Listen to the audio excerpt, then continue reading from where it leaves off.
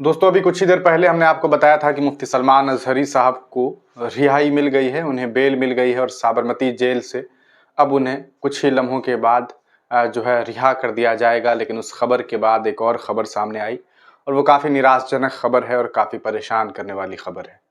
अभी खबर ये मिल रही है कि मुफ्ती सलमान अजहरी साहब को बेल तो मिल गई है, लेकिन उन्हें रिहा नहीं किया जाएगा क्योंकि कलेक्टर साहब के द्वारा एक नया नोटिस दिया गया है और उस नोटिस के मुताबिक मुफ्ती सलमान अजहरी साहब पर पासा एक्ट लगा दिया गया है। गुजरात सरकार के द्वारा ये एक्ट का इस्तेमाल किया जाता है। ये एक्ट काफ़ी दफ़ा विवाद में रहा है। इसी एक्ट को भारत में भी जो है वो लागू करने की कोशिशें की जा रही दिल्ली में भी लागू करने की कोशिशें की जा रही थी, जिस पर विवाद चल रहा था। और ये पासा एक्ट जो होता है वो एक काफ़ी कहा सकता है खतरनाक एक्ट है और इसके ज़रिए मुफ्ती सलमान अजहरी को 1 साल तक जेल में रहना पड़ सकता है। इस खबर के बाद यकीनन तमाम लोग जो मुफ्ती सलमान अजहरी साहब को चाहते हैं, हर वो इंसान जो संविधान पर यकीन रखता है, यकीनन उन्हें काफ़ी बड़ा धक्का लगा होगा।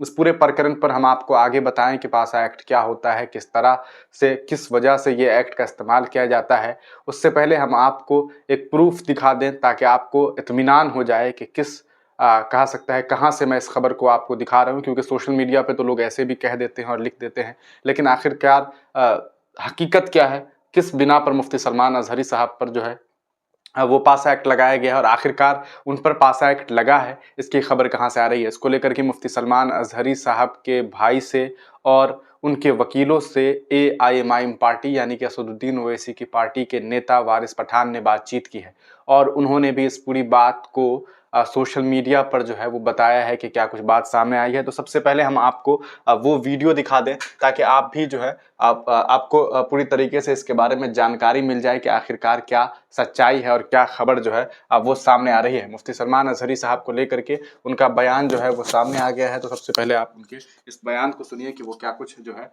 अब वो कह रहे हैं। वारिस भाई, सलमान अजहरी साहब को बेल मिली फिर भी वो छूटे नहीं। हाँ देखिए, 3 केस थे गुजरात में, तीनों केस में उनको जमानत हो गई। आज उनको मोटासा की कोर्ट ने भी जमानत दे दिया। साबरमती जेल में थे, मगर अभी कुछ देर पहले ही मेरी हमारे वहाँ जो लॉयर्स है, हमारी एमआईएम की पूरी जो टीम है, उनसे बात हुई। सलमान अजहरी साहब के भाई से भी मेरी बात हुई वहाँ पर, तो उन्होंने बताया कि वारिस भाई इनको बेल तो हो गई, मगर वहाँ से फिर कलेक्टर का एक ऑर्डर आया है जिसमें उनको Gujarat prevention of anti social activities act, पासा एक्ट के तहत पे उनको डिटेंशन का ऑर्डर दिया है। अब उनको शायद साबरमती जेल से बड़ौदा लेके जाया जाएगा, ऐसी मुझे जानकारी वहाँ से मिली है। तो हमारी टीम वहाँ पर है, लॉयर्स भी है। अब देखते हैं क्या होता है, जो भी कानूनी प्रतिक्रिया होगी वो करेंगे और इंशाल्लाह हमको यकीन है कि वो जल्द से जल्द रिहा हो जाएंगे। उनके भाई साहब ने भी कहा है कि आप तमाम लोगों से दुआओं की गुजारिश है। तो दोस्तों ये एआईएमआईएम के नेता थे, आप तमाम लोग इन्हें जानते हैं और इन्होंने भी इस बारे में तस्दीक कर दी है। सोशल मीडिया पे और भी कई सारी खबरें हैं, आप देख सकते हैं। ये गुजराती भाषा में लिखी हुई है जिसमें ये बातें बताई गई है कि जूनागढ़ अदालत के द्वारा जो है वो पासा एक्ट के लिए जो है पासा लगाने की बात की गई थी, आप देख सकते हैं। और 3 दफ़ा इनके ऊपर केसेस थे, 3 दफ़ा इनके ऊपर जो केस दर्ज हुए और उन तमाम केस को लेकर के मुफ्ती सलमान अजहरी साहब पर कार्रवाई हुई और उसके बाद पुलिस कस्टडी दी गई। लेकिन उम्मीद थी कि मुफ्ती सलमान अजहरी साहब को रिहा कर दिया जाएगा। अब बात होगी कि पासा एक्ट क्या होता है। पासा जो है पासा एक्ट गुजरात सरकार के द्वारा एक एक्ट है जिसका इस्तेमाल किया जाता है। Prevention of anti social activities act के नाम से यह जाना जाता है। यानी कि इनमें उन लोगों के ऊपर केस दर्ज किया जाता है जो या तो बहुत बड़े गुंडे मवाली होते हैं या फिर कोई ऐसा शख्स जिससे बहुत खतरा हो, लोगों को, पूरे समाज को खतरा हो। तो इस तरह की ये बातें हैं। मुफ्ती सलमान अजहरी ना कोई गुंडा है, ना कोई ऐसे शख्स हैं जिनसे किसी को खतरा है। ये तो वो इंसान है जो दीन की बात करता है, इस्लाम की बात करता है, उनके कहा सकता है अल्लाह और अल्लाह के रसूल की बात करते हैं ये, और उनके ऊपर इस तरह की कानूनी कार्रवाई की बात सामने आ रही है। प्रिवेंशन एक्ट की बात करें दोस्तों, पासा एक्ट की बात करें तो इस एक्ट के तहत मुफ्ती सलमान अजहरी को 1 साल तक की सज़ा हो सकती है। हमने पासा एक्ट के बारे में डिटेल चेक करने की कोशिश की और इसको लेकर के हमने एक पीडीएफ डाउनलोड किया था। गुजरात सरकार के द्वारा जो बातें बताई गई उसके द्वारा गुजरात सरकार ने जो पासा एक्ट के बारे में जो जानकारी दी है, हमने उसको लेकर के एक पीडीएफ डाउनलोड किया है और ये पूरी तरीके से पासा एक्ट के बारे में तमाम जानकारी देता है। तो हम सबसे पहले वो आपको दिखा दें। पीडीएफ काफ़ी लंबा चौड़ा है, मैं आपको पूरा पढ़ करके नहीं बताने वाला हूँ, लेकिन आपको बता दूं कि ये क्या चीज़ होता है। आप देख सकते हैं, सॉरी ये तो मुफ्ती सलमान अजहरी साहब पे जो मामलात हैं, आज जो केस डिस्पोज किया गया है उसका डॉक्यूमेंट है। तो खैर ये बेसिकली जो है हम आपको सीधे यहाँ से आप देख सकते हैं पासा एक्ट को लेकर के, और ये पीडीएफ उनके अभी भी वेबसाइट पे आप भी पढ़ सकते हैं। आप लिखेंगे पासा एक्ट के बारे में तो यहाँ आपको वो देखने को मिल जाएगा।